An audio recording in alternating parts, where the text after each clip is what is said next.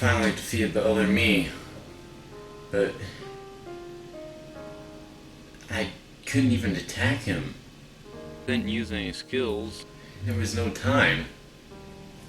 He just Persona 3'd himself right in front of my eyes. What's a Persona 3? I don't know, it's just something the kids are saying these days. Something just doesn't feel right. Like, something else should have happened.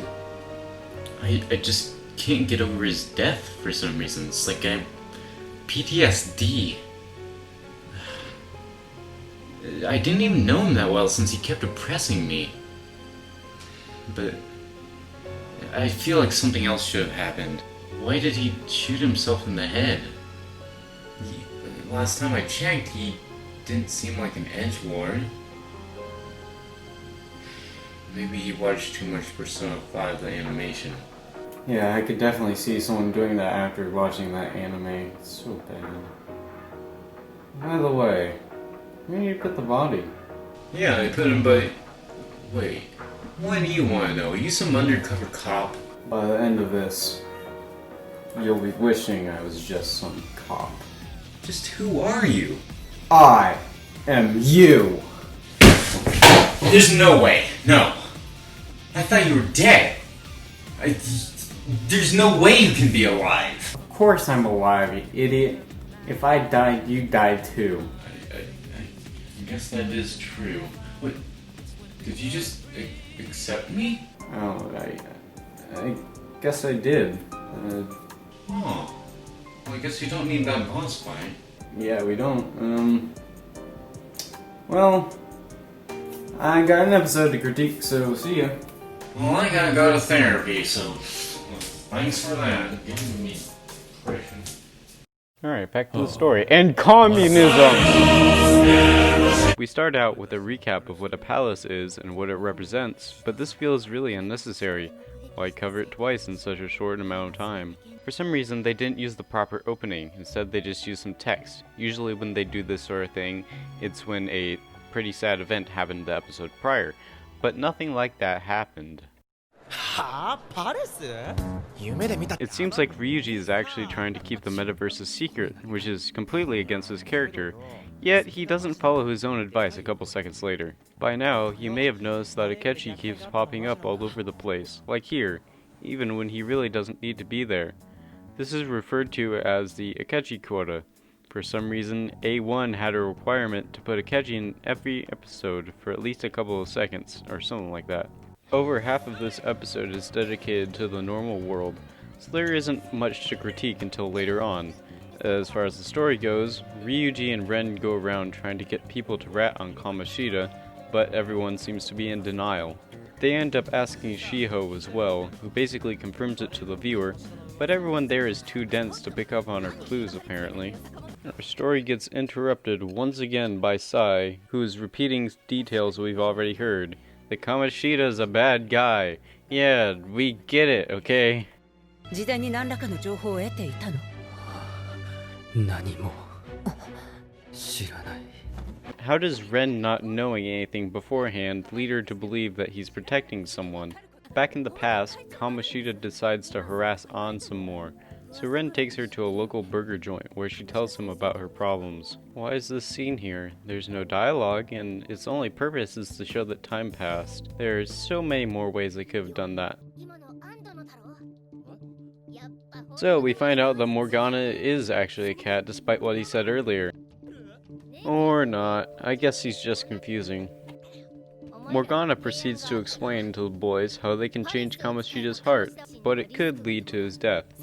One thing I would like to see here is at least one teacher searching for a cat since they hear meowing, and it did happen in the game. How convenient that they're talking about the possibility of killing Kamoshida while the teacher is talking about premeditative crimes. Also, they're supposed to be in Mr. Ushimaru's class right now.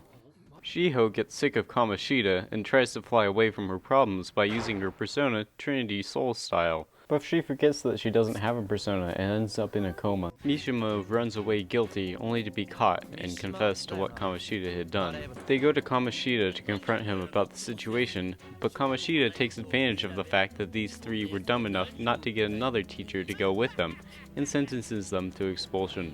In return, Ren and Ryuji decide to change Kamoshida's heart.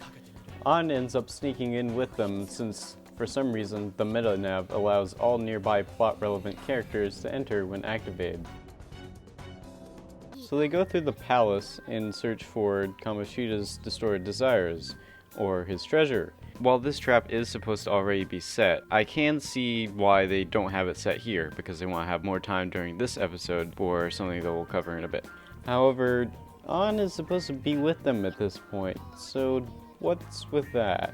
They just keep messing with the plot when they don't really need to. So apparently, it took the entirety of the trip to the treasure room for An to get in and get captured, as well as realize what's going on. The boys eventually make their way over. Okay, that was actually pretty good. Ren then inspires An to awaken to her persona. Speaking of which, remember kids, smoking is bad. Okay, so this scene is actually pretty great as well.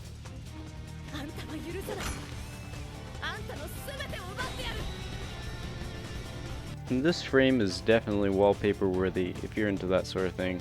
Just in case you forgot how bad shadows look, here's some demon on a toilet to remind you. It's also definitely not to scale. It's pretty huge in the game. Ryuji doesn't even take off his mask, it just disappears. Are they really getting that lazy already? It hasn't been a full party turn, so how is that constipated demon recovered? Wouldn't Morgana be better suited for defending against the wind since he's a wind type? Arsene is only neutral to wind, but Morgana is resistant to it. I didn't think it was possible, but they made the all-out attack worse. For some reason, they had all the characters come in one at a time and say something, which drags out this unnecessary scene even further than it needs to be. And for the finishing move, they all go by for some reason.